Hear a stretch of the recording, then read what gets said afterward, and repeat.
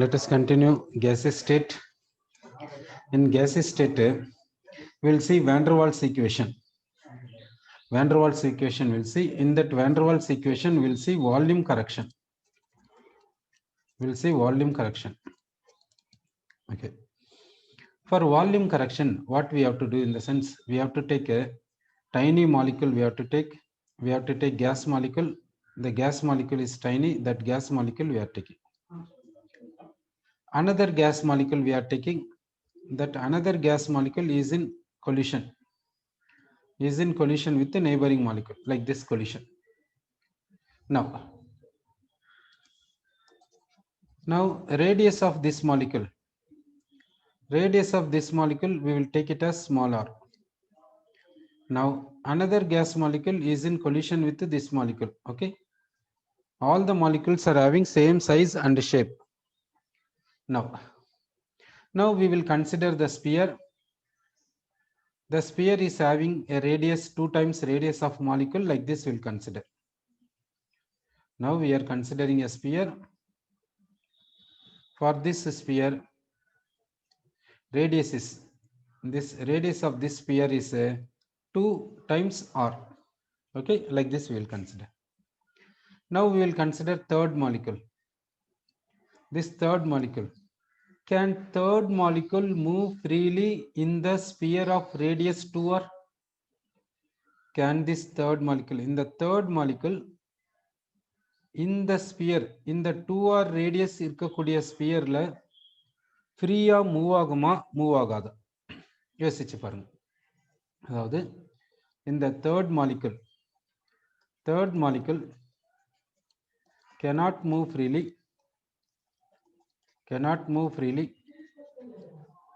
in the sphere of radius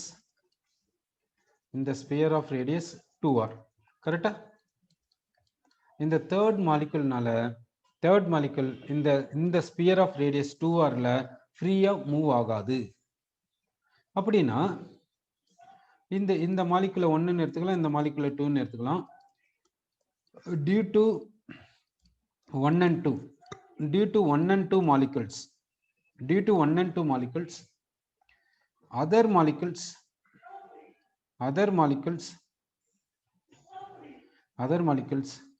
do not get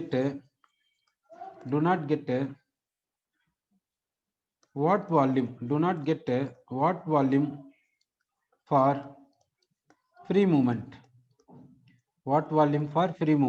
அப்படி பாத்தீங்கன்னா எவ்வளவு வருதுன்னாக்கா 4/3 pi r cube. அப்படின்னா 8 into 4/3 pi r cube. அப்படின்னா 8 into volume of a molecule. அப்படி சொல்லலாம்.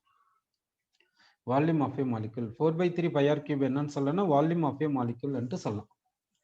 அப்போ இந்த 1 and 2 மாலிகுல்ஸ்னால அதர் மாலிகுல்ஸ்க்கு எவ்வளவு வால்யூம் ஃப்ரீ மூவ்மெண்ட் கிடைக்கலன்னா இவ்வளவு வால்யூம், எஃபெக்டிவ் வால்யூம் சொல்லுவோம். அதாவது இந்த மாலிகுலினுடைய வால்யூம் இந்த மாலிகுலினுடைய வால்யூம் ஆட் பண்ணா இவ்வளவு வராது. அப்படி பார்க்க கூடாது. இந்த எஃபெக்டிவ் வால்யூமை பார்க்கணும். எஃபெக்டிவ் வால்யூமை வான் டெர் வால்ஸ் கன்சிடர் பண்ணிக்கிறார். ஓகே, இந்த 1 and 2 மாலிகுல்ஸ் கொலிஷன்ல இருக்கும்போது இந்த ஸ்பியரை எடுத்துக்கிறார் அவரு. இந்த பிளாக் ஸ்பியர் எடுத்துக்கின்னு அந்த ஸ்பியருக்குள்ள வேற மாலிகுல்ஸ் ஃப்ரீயா மூவ் ஆகாது இல்ல.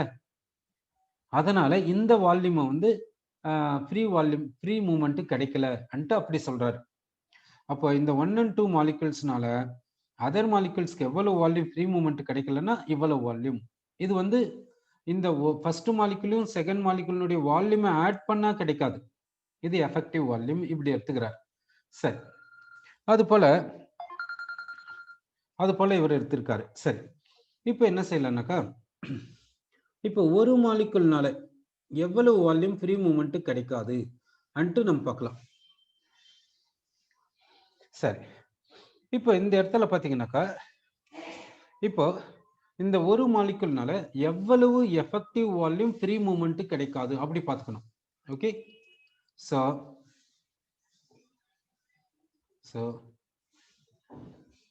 unavailable volume for free movement,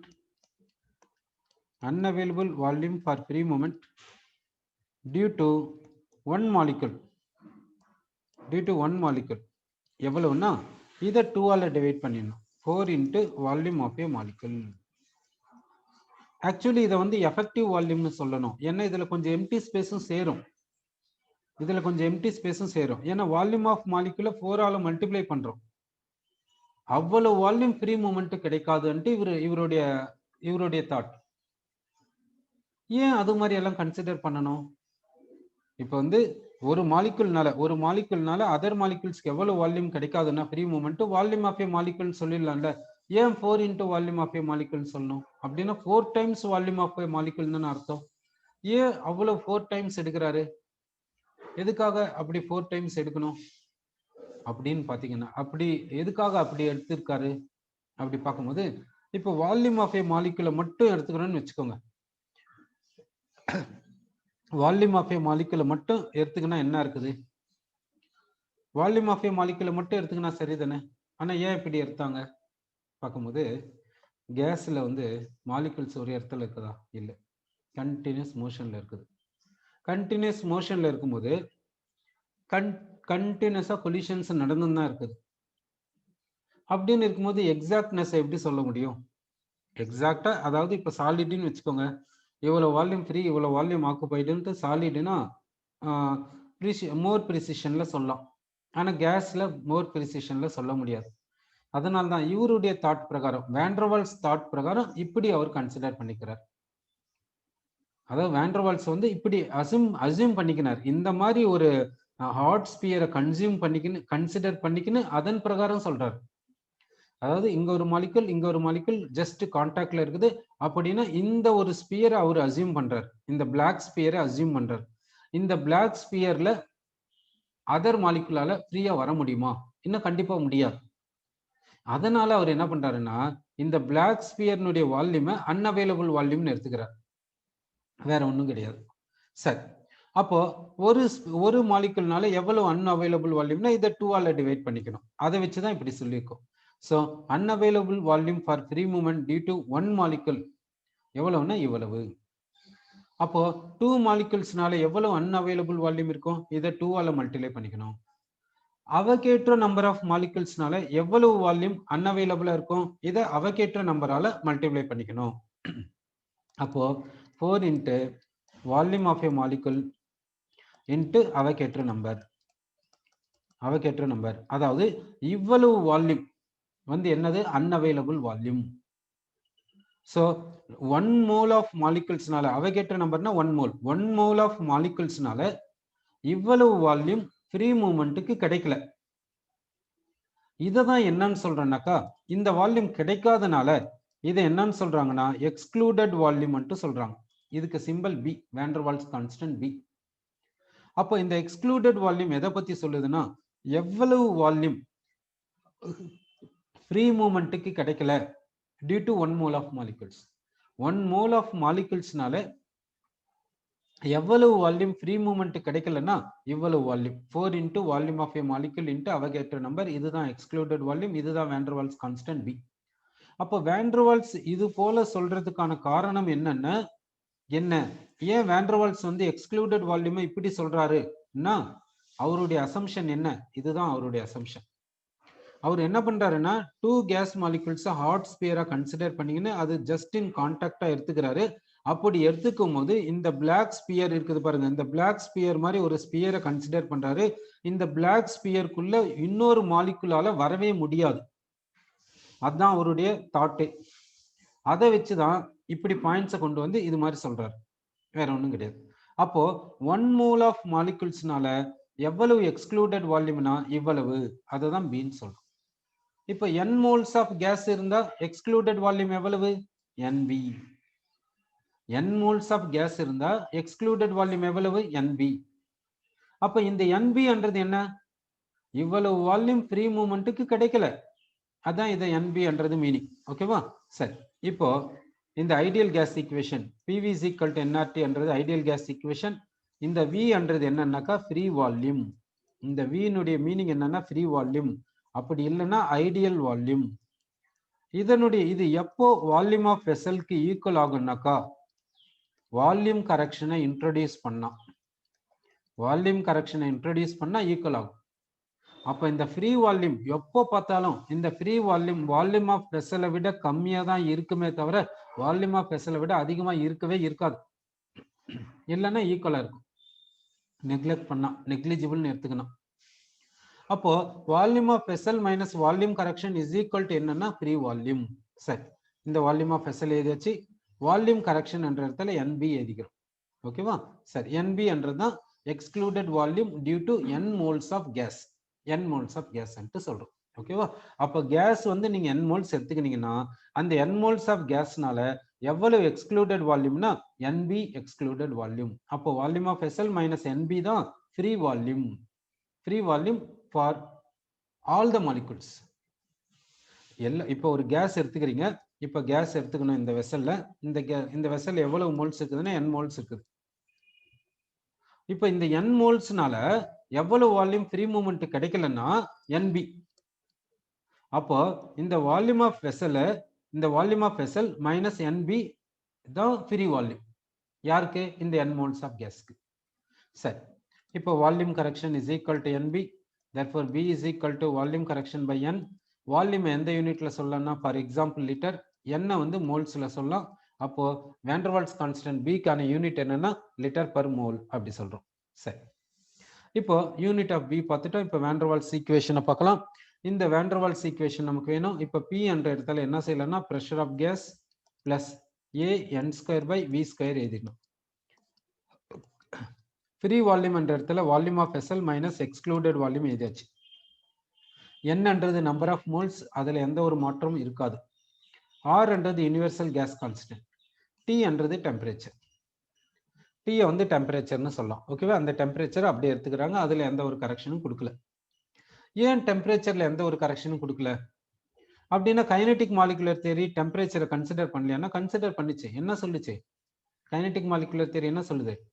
kinetic energy of gas molecules is directly proportional to temperature in Kelvin scale சொல்லுது. இது எல்லாருக்குமே கரெக்ட் தானே? ஐடியல் கேஸா இருந்தா என்ன இருக்குது, ரியல் கேஸா இருந்தா என்ன இருக்குது, இதுதானே வரும். therefore டெம்பரேச்சர்ல இவர் எந்த ஒரு கரெக்ஷனும் பண்ணல வேண்டர்வால்ஸ். அப்ப பிரஷர்ல கரெக்ஷன் பண்ணாரு. பிரஷர் கரெக்ஷன் என்னன்னா AN² / V². வால்யூம் கரெக்ஷன் என்னன்னா NB. இதுதான் என்னன்னு சொல்றோம்னாக்கா வேண்டர்வால்ஸ் ஈக்குவேஷன். இதுதான் வேண்டர்வால்ஸ் ஈக்குவேஷன் சொல்றோம். ஓகே, சரி. இப்போ இந்த கேசியஸ் ஸ்டேட் வந்து இவ்வளவுதான். அடுத்து வந்து இந்த ஸ்டேட்ஸ் ஆஃப் மேட்டர்ல இன்னொன்று ஒன்று இருக்குது, லிக்விஃபிகேஷன் என்ற ஒரு டாபிக் இருக்குது. அதாவது கேஸை எப்படி லிக்விஃபை பண்றது, அதுக்கு critical temperature, critical pressure, critical volume எல்லாம் இருக்குது இல்லை, அதுக்கும் லிக்விஃபிகேஷனுக்கு என்ன சம்பந்தம் என்றதை பத்தி பார்க்க போறோம். அதை எதுல பார்க்கறோம்னாக்கா ஆண்ட்ரூஸ் ஐசோதர்ம்ல பார்க்க போறோம். So Andrews isotherm of liquefaction of carbon dioxide gas. Liquefaction of carbon dioxide gas. Andrews isotherm of liquefaction of carbon dioxide gas. ஐசோதர்ம்னா தெர்மல்னா தெர்மல், ஐசோன்னா சேம், அப்படின்னா டெம்பரேச்சர் சேமா இருக்குது. ஓகே, இப்போ வந்து டெம்பரேச்சரை சேமா வச்சுக்கின்னு கேஸை லிக்விஃபை பண்ண போறோம். டெம்பரேச்சரை சேமா வச்சுக்கணும். ஆனா கேஸை லிக்விஃபை பண்ணணும் என்ன பண்ணணும், வேற ஏதாவது பேராமீட்டரை சேஞ்ச் பண்ணணும். அப்போ கேஸை லிக்விஃபை பண்றதுக்கு வேற எந்த பேராமீட்டரை சேஞ்ச் பண்ணலாம்? ப்ரெஷரை சேஞ்ச் பண்ணலாம், இல்லை வால்யூமை சேஞ்ச் பண்ணலாம். சரி, அதன் பிரகாரம் எப்படி கொண்டு வர்றது அன்ட்டு நம்ம பார்க்கலாம். சரி, இப்போ டெம்பரேச்சர் சேமா இருக்குனால, டெம்பரேச்சர் சேமா இருக்குது, நம்பர் ஆஃப் மோல்ஸும் சேமா தான் இருக்கும். இப்போ ஒரு பர்டிகுலர் அமௌண்ட் ஆஃப் கேஸ் எடுத்துக்கிட்டு தான் லிக்விஃபை பண்ணுவோம். அப்போ நம்பர் ஆஃப் மோல்ஸும் சேமா இருக்குது. Number of moles same, temperature same. அப்ப யார் வேரியபிள்ஸா வருவாங்க? ப்ரெஷரும் வால்யூம் தானே வேரியபிள்ஸா வரணும். சரி, ப்ரெஷரும் வால்யூமும் வேரியபிள்ஸ் வருதுனாக்கா இது ஐடியல் கேஸ்ன்னு கன்சிடர் பண்ணிக்கினாக்கா எந்த லாவை எடுத்துக்கலாம்? பாயில்ஸ் லாவை எடுத்துக்கலாம். சரி, அப்படின்னா இங்க ப்ரெஷர் எடுத்துக்கணும், இங்க வால்யூம் எடுத்துக்கணும். சரி, இப்போ கிராஃப் வரையறோம். கிராஃப் பார்க்க போறோம். கிராஃப் எப்படி வருது அன்ட்டு பார்க்க போறோம். இப்போ இதுல நம்ம பார்க்க போறது ஒரு கிராஃப் எடுத்துக்கிறோம்.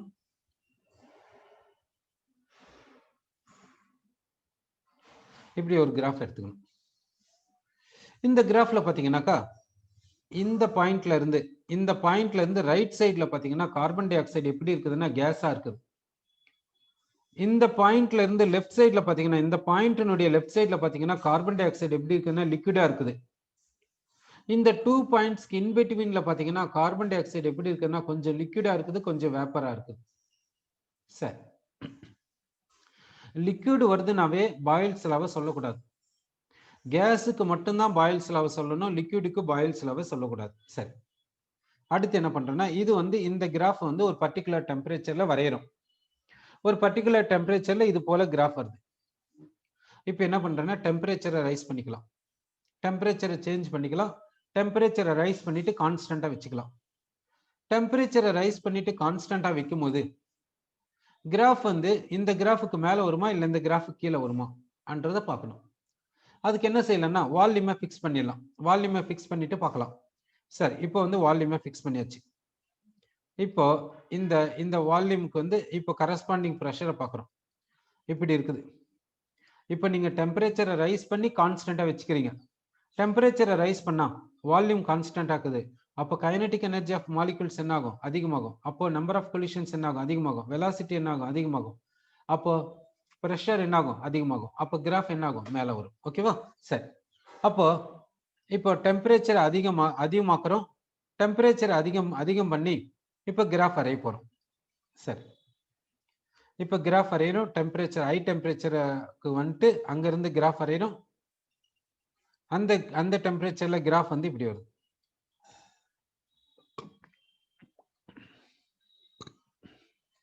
இப்போ இந்த பிளாக் பாயிண்ட்டுக்கு ரைட் சைடுல கார்பன் டை ஆக்சைடு கேஸா இருக்குது.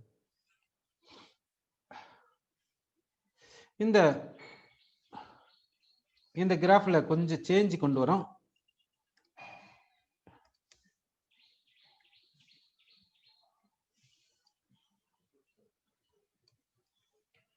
இப்போ இந்த கிராஃபினுடைய இந்த பிளாக் பாயிண்ட் எடுத்துக்கிறோம். இந்த பிளாக் பாயிண்டினுடைய ரைட் சைடுல கார்பன் டை ஆக்சைடு கேஸா இருக்குது.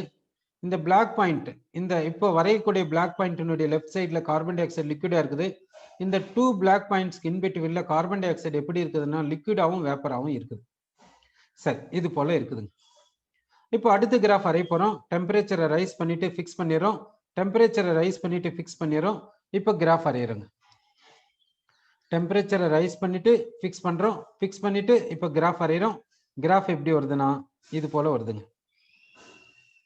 சரி, இப்போ என்ன செய்யலாம்னா அடுத்து வந்து டெம்பரேச்சர், இந்த டெம்பரேச்சர் எவ்வளவுனா 30.98 degree Celsius carbon dioxide.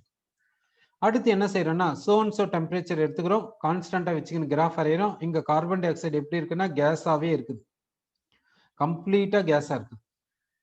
அடுத்து இன்னும் கொஞ்சம் டெம்பரேச்சரை ரைஸ் பண்றோம். ரைஸ் பண்ணிட்டு கிராஃப் வரைஞ்சா கிராஃப் எப்படி இருக்குதுன்னா கார்பன் டை ஆக்சைடு கம்ப்ளீட்டா கேஸாவே இருக்குது.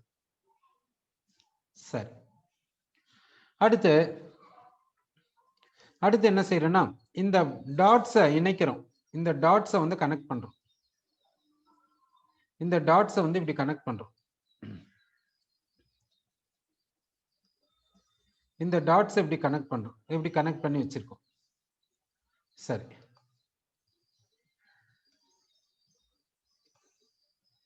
இப்போ இந்த இடத்துல பாத்தீங்கன்னா எப்படி இருக்குதுன்னு பாத்தீங்கன்னாக்கா இந்த பாயிண்ட பாத்தீங்கன்னாக்கா இந்த பாயிண்ட்ல கார்பன் டை ஆக்சைடு லிக்விடா இருக்குதா இல்ல கேஸா இருக்குதா இல்ல வேப்பரா இருக்குதான்னா இந்த பாயிண்ட்ல கார்பன் டை ஆக்சைடு எப்படி இருக்குதுன்னு சொல்ல முடியலங்க. இந்த பாயிண்ட்ல கார்பன் டை ஆக்சைடு எப்படி இருக்குதுன்னு சொல்ல முடியல. அப்படின்னா இந்த பாயிண்ட்ல கார்பன் டை ஆக்சைடினுடைய பிசிக்கல் ஸ்டேட்டஸ் சொல்ல முடியல. அப்படி கிரிட்டிக்கலா இருக்குது, கிரிட்டிக்கல் சுச்சுவேஷனா இருக்குது. கிரிட்டிக்கல் சுச்சுவேஷன்னா அந்த சுச்சுவேஷனை கிளியர் பண்ண முடியல, அந்த சுச்சுவேஷனை சொல்ல முடியல. அப்படின்னா இந்த பாயிண்ட்ல கார்பன் டை ஆக்சைடு வேப்பரா இல்ல கேஸா இல்ல லிக்விடானா எப்படி இருக்குதுன்னு தெரியல. சரி, இந்த டோமுக்குள்ள எப்படி இருக்குது? இந்த டோமுக்குள்ள கார்பன் டை ஆக்சைடு எப்படி இருக்குன்னா கொஞ்சம் லிக்விடா இருக்குது, கொஞ்சம் வேப்பரா இருக்குது. டோமுக்குள்ள இந்த டோமுக்கு லெஃப்ட் சைட்ல கார்பன் டை ஆக்சைடு எப்படி இருக்குன்னா லிக்விடா இருக்குது. இந்த டோமுக்கு ரைட் சைட்ல கார்பன் டை ஆக்சைடு எப்படி இருக்குன்னா கேஸா இருக்குது. இந்த 30.98 டிகிரி செல்சியஸ்ல இருக்கக்கூடிய கர்வனுடைய மேல பாத்தீங்கன்னா கார்பன் டை ஆக்சைடு எப்படி இருக்குன்னா கேஸா இருக்குது. இந்த 30.98 டிகிரி செல்சியஸ்ல இந்த பாயிண்ட் வந்து கிரிட்டிக்கலா இருக்குது. கிரிட்டிக்கல் பாயிண்ட்னுடைய இந்த பிளாக் மார்க்கை பாத்தீங்கன்னா இது பவுண்டரி லைனா ஆக்ட் ஆகுது. இந்த பவுண்டரியினுடைய லெஃப்ட் சைடுல பாத்தீங்கன்னா கார்பன் டை ஆக்சைடு லிக்விடா இருக்குது. இந்த பவுண்டரியினுடைய ரைட் சைடுல பாத்தீங்கன்னா கார்பன் டை ஆக்சைடு கேஸா இருக்குது. அப்படின்னா இப்போ நான் ஒரு இதை வரைய போறேன். அதனுடைய இப்போ நான் இந்த வரையறேன் பாருங்க. இந்த பவுண்டரியினுடைய ரைட் சைடுல கம்ப்ளீட்டா கார்பன் டை ஆக்சைடு கேஸா தாங்க இருக்குது. டோமுக்குள்ள கார்பன் டை ஆக்சைடு கேஸாவும் லிக்விடாவும் இருக்குதுங்க. இந்த ப்ளூ கலர் பவுண்டரி லைன் இதுக்கு லெஃப்ட் சைடுல இந்த இடத்துல கார்பன் டை ஆக்சைடு லிக்விடா இருக்குதுங்க. இந்த பாயிண்ட்ல கார்பன் டை ஆக்சைடு பிசிக்கல் ஸ்டேட்டை சொல்ல முடியல, ஏன்னா இது கிரிட்டிக்கல் ஸ்டேட்டுங்க. சரி, இது போல இருக்குதுங்க. இந்த Andrews isotherm of liquefaction of carbon டை ஆக்சைடுனா கிராஃப் இப்படி இருக்குதுங்க. சரி, இப்போ நான் என்ன பண்ண போறேன்னாக்கா, இப்போ நான் வந்து இது போல எடுத்துன்னு போறேங்க கிராஃபை. இந்த இடத்துல நான் ஒரு பாயிண்ட் எடுத்துக்கிறேன். இப்போ ஏ என்ற பாயிண்ட்ல கார்பன் டை ஆக்சைடுக்கு என்ன பிசிக்கல் ஸ்டேட் இருக்குன்னு யோசிச்சு பாருங்க. இப்போ இந்த பாயிண்ட்டை நான் எங்கேக்கு எடுத்துன்னு போறேன்னா இப்படி எடுத்துன்னு போறேங்க. பி என்ற இடத்துக்கு எடுத்துன்னு போயிருக்குங்க. ஏல இருந்து பிக்கு போனோம்னா என்ன செய்யணும்னு யோசிச்சு பாருங்க. ஏல இருந்து பிக்கு போனோம்னா என்ன செய்யணும் யோசிச்சு பாருங்க. அடுத்து பில இருந்து பாயிண்ட்டை கரெக்டா இந்த இடத்துக்கு எடுத்துன்னு போறேங்க. சி என்ற இடத்துக்கு எடுத்துன்னு போறேங்க. அப்போ பில இருந்து சிக்கு போனோம்னா என்ன செய்யணும் யோசிச்சு பாருங்க. சி என்ற இடத்துல கார்பன் டை ஆக்சைடுக்கு என்ன பிசிக்கல் ஸ்டேட்னு யோசிச்சு பாருங்க. அப்புறமா சில இருந்து அப்படியே கீழே குதிச்சிடும். சில இருந்து அப்படியே கீழே போயிடும். அப்போ கார்பன் டை ஆக்சைடுடைய பிசிக்கல் ஸ்டேட் என்ன இருக்குன்னு பாருங்க. சரி, ஃபர்ஸ்ட் ஏ என்ற பாயிண்ட்ல கார்பன் டை ஆக்சைடு எப்படி இருக்குதுன்னா கேஸா இருக்குது. ஏல இருந்து பிக்கு போனோம்னா வால்யூம் எப்படி வச்சுக்கணும்னா கான்ஸ்டன்டா வச்சுக்கணும். சரி, ஏல இருந்து பிக்கு போனோம்னா வால்யூமை கான்ஸ்டன்டா வச்சுக்கணும். டெம்பரேச்சரை என்ன பண்ணணும்? ரைஸ் பண்ணணும். டெம்பரேச்சரை ரைஸ் பண்ணணும். ப்ரெஷர் என்ன ஆகுது?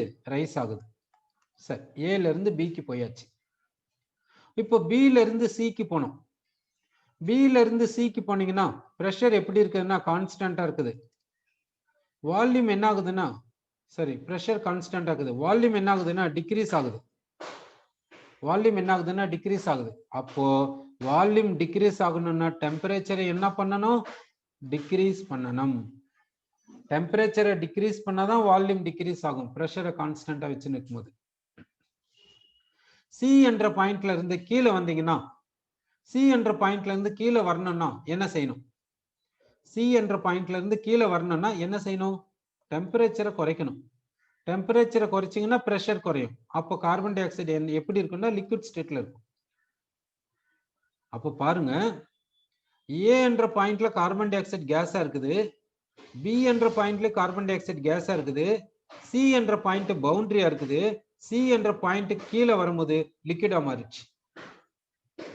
அப்போ கார்பன் டை ஆக்சைடு லிக்விடா மாத்தணும்னா, கார்பன் டை ஆக்சைடு கேஸை லிக்விடா மாத்தணும்னா அதனுடைய டெம்பரேச்சர் எப்படி இருக்கணும் யோசிச்சு பாருங்க. அதனுடைய டெம்பரேச்சர் எப்படி இருக்கணும்னா நான் இந்த 30.98 டிகிரி செல்சியஸை விட கம்மியா இருக்கணும். இந்த கார்பன் டை ஆக்சைடு கேஸினுடைய டெம்பரேச்சர் 30.98 டிகிரி செல்சியஸை விட கம்மியா இருந்தால் கார்பன் டை ஆக்சைடு கேஸை லிக்விடா மாற்ற முடியும் பை அப்ளையிங் ப்ரெஷர். சரி, இப்போ நான் இந்த பாயிண்ட் எடுத்துக்கிறேன்.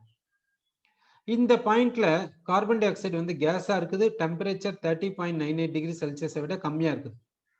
இப்போ என்ன பண்றேன்? வால்யூமை குறைக்கிறேன், பாயிண்ட் இங்க வருது, ப்ரெஷர் அதிகமாகுது. வால்யூமை குறைக்கிறேன், பாயிண்ட் இங்க வருது, ப்ரெஷர் அதிகமாகுது. இந்த இடத்துல கார்பன் டை ஆக்சைடு என்ன ஆகுதுன்னா கேஸா இருக்குது. இது ஜஸ்ட் ஸ்டார்ட் ஆகுது லிக்விஃபிகேஷனுக்கு. இந்த இடத்துல கொஞ்சம் கார்பன் டை ஆக்சைடு லிக்விடா மாறி இருக்குது. இந்த இடத்துல இன்னும் கொஞ்சம் கார்பன் டை ஆக்சைடு லிக்விடா மாறி இருக்குது. இந்த இடத்துல இன்னும் கொஞ்சம் கார்பன் டை ஆக்சைடு லிக்விடா மாறி இருக்குது. இந்த இடத்துல எல்லா கார்பன் டை ஆக்சைடும் லிக்விடா மாறிடுச்சு. இந்த இடத்துல கார்பன் டை ஆக்சைடு லிக்விடா மட்டும்தான் இருக்குது. ஓகேங்களா? இப்போ பாத்தீங்கன்னா இந்த கிராஃப்ல பாத்தீங்கன்னா டெம்பரேச்சரை கான்ஸ்டன்டா வச்சுக்கணும். ஆனா எவ்வளவு டெம்பரேச்சர்னா 30.98 டிகிரி செல்சியஸ்ல இருக்குது. வால்யூமை குறைக்க குறைக்க பிரஷர் அதிகமாயின் போது கேஸ் என்ன ஆகுதுன்னா கன்வெர்ட் லிக்விடா மாறினே போது ஒரு ஸ்டேஜ்ல கம்ப்ளீட்டா லிக்விடா மாறிடுச்சு. கரெக்ட் தானே? சரி, இப்ப நான் என்ன செய்யறேன்னா இந்த இடத்துல இந்த பாயிண்ட் எடுத்துக்கிறேன். இங்க கார்பன் டை ஆக்சைடு கேஸ், இங்கேயும் கேஸ், இங்கேயும் கேஸ், இங்கேயும் கேஸ், எல்லா இடத்துலயும் கேஸ். ஏன்னா டெம்பரேச்சர் வந்து 30.98 டிகிரி செல்சியஸை விட அதிகமா இருக்கு. அப்போ டெம்பரேச்சரை வந்து ஒரு பர்டிகுலர் டெம்பரேச்சரை எடுத்துக்கினேன், ஒரு பர்டிகுலர் டெம்பரேச்சரை விட கம்மியா எடுத்துக்கினேன் டெம்பரேச்சரை, அதுக்கு ப்ரெஷரை அப்ளை பண்ணீங்கன்னா கார்பன் டை ஆக்சைடு கேஸ் வந்து லிக்விடா மாறுதுன்ட்டு இதுல இருந்து தெரியுது. இப்போ கார்பன் டை ஆக்சைடு கேஸை லிக்விடா மாத்தணும்னா டெம்பரேச்சர் எப்படி இருக்கணும்னா இந்த டெம்பரேச்சரை விட கம்மியா இருக்கணும். Temperature of carbon dioxide இதை விட கம்மியா இருந்து நீங்க ப்ரெஷரை அப்ளை பண்ணினே போனீங்கன்னா கார்பன் டை ஆக்சைடு கேஸ் அப்படியே லிக்விடா மாறினே போகுது. இந்த டெம்பரேச்சர்ல என்னன்னா பவுண்டரி லைன்ல தான் இருக்குது. இந்த டெம்பரேச்சரை விட அதிகமா போச்சுன்னா கார்பன் டை ஆக்சைடு கேஸை லிக்விடா மாற்ற முடியாது, ப்ரெஷரை மட்டும் சேஞ்ச் பண்ணி. ஓகேவா? அப்போ கார்பன் டை ஆக்சைடு கேஸை நம்ம லிக்விடா மாத்தணும்னா டெம்பரேச்சர் கண்டிப்பா எப்படி இருக்கணும்னா இந்த 30.98 டிகிரி செல்சியஸை விட கம்மியா இருந்தாதான் முடியும். ஸோ இங்க கன்க்ளூஷன் என்னன்னா கார்பன் டை ஆக்சைடு கேஸை லிக்விடா மாத்தணும்னா டெம்பரேச்சர் வந்து 30.98 டிகிரி செல்சியஸை விட கம்மியா இருந்தாதான் முடியும், இல்லைன்னா முடியாது. டெம்பரேச்சர் 30.98 டிகிரி செல்சியஸை விட அதிகமா எடுத்துக்கினேன் என்னதான் நீங்க பிரஷர் அப்ளை பண்ணாலும் கார்பன் டை ஆக்சைடு கேஸை லிக்விடா மாத்தவே முடியாது. சரி, அப்படி என்ன இந்த டெம்பரேச்சருக்கு விசேஷம்? இந்த டெம்பரேச்சர் என்ன பண்ணுது, இந்த டோம் ஜாயின் ஆகிற இடத்துல இருக்குது அந்த பாயிண்ட். இது கிரிட்டிக்கல் சிச்சுவேஷன்ல இருக்கிறதுனால இந்த பாயிண்ட் என்னன்னு சொல்றோம்னா கிரிட்டிக்கல் பாயிண்ட்னு சொல்றோம். இந்த கரஸ்பாண்டிங் டெம்பரேச்சர் கிரிட்டிக்கல் டெம்பரேச்சர்னு சொல்றோம். ஒவ்வொரு கேஸுக்கும் கிரிட்டிக்கல் டெம்பரேச்சர்ன்றது இருக்குங்க. ஒரு கேஸை லிக்விடா மாத்தணும் பிரஷரை அப்ளை பண்ணினா அந்த கேஸினுடைய டெம்பரேச்சர் கண்டிப்பா கிரிட்டிக்கல் டெம்பரேச்சரை விட கம்மியா இருந்தாதான் முடியும். அப்போ எந்த ஒரு கேஸ் எடுத்தாலும் அதுக்கு கிரிட்டிக்கல் டெம்பரேச்சர் இருக்கும். அந்த கேஸை லிக்விடா மாத்தணும் பிரஷரை அப்ளை பண்ணி நினைச்சீங்கன்னா அந்த கேஸினுடைய டெம்பரேச்சரை ஃபர்ஸ்ட் கிரிட்டிக்கல் டெம்பரேச்சரை விட கம்மியா எடுத்துன்னு போகணும், அப்பதான் மாத்த முடியும். கேஸினுடைய டெம்பரேச்சர் கிரிட்டிக்கல் டெம்பரேச்சரை விட அதிகமா இருந்து எவ்வளவுதான் பிரஷரை அப்ளை பண்ணாலும் சரி கேஸ் லிக்விடா மாறவே மாறாது. சரி, இப்ப கிரிட்டிக்கல் டெம்பரேச்சர்னுடைய இம்பார்ட்டன்ஸ் தெரிஞ்சு போச்சு. இப்ப இந்த கிரிட்டிக்கல் ஸ்டேட் இதனுடைய கரஸ்பாண்டிங் பிரஷரை தான் என்னன்னு சொல்றோம்னா கிரிட்டிக்கல் பிரஷர் சொல்றோம். இந்த கிரிட்டிக்கல் ஸ்டேட்டினுடைய கரஸ்பாண்டிங் வால்யூம் தான் என்னன்னு சொல்றோம்னா கிரிட்டிக்கல் வால்யூம் சொல்றோம். ஓகேவா? சரி, அப்போ இந்த கிராஃப் மூலியமா நமக்கு என்ன எந்த பாயிண்ட்டுக்கு வரணும்னாக்கா ஒவ்வொரு கேஸுக்கும் கிரிட்டிக்கல் டெம்பரேச்சர்ன்றது கண்டிப்பா இருக்கும். ஒரு கேஸை லிக்விடா மாத்தணும்னா அதனுடைய டெம்பரேச்சரை கிரிட்டிக்கல் டெம்பரேச்சரை விட கம்மியா வச்சுக்கணும். அப்புறமா ப்ரெஷரை அப்ளை பண்ணாக்கா அந்த கேஸ் லிக்விடா மாறும். சப்போஸ் கிரிட்டிக்கல் டெம்பரேச்சரை விட அதிகமா இருந்து டெம்பரேச்சர் என்னதான் ப்ரெஷர் அப்ளை பண்ணாலும் கேஸ் வந்து லிக்விடா மாறாதுன்றதை இதுல இருந்து தெரிஞ்சுக்கணும். சரி, இதுதாங்க கேசியஸ் ஸ்டேட்ன்றது இவ்வளவுதாங்க. கான்செப்சுவல் வந்து இவ்வளவுதாங்க. சரி.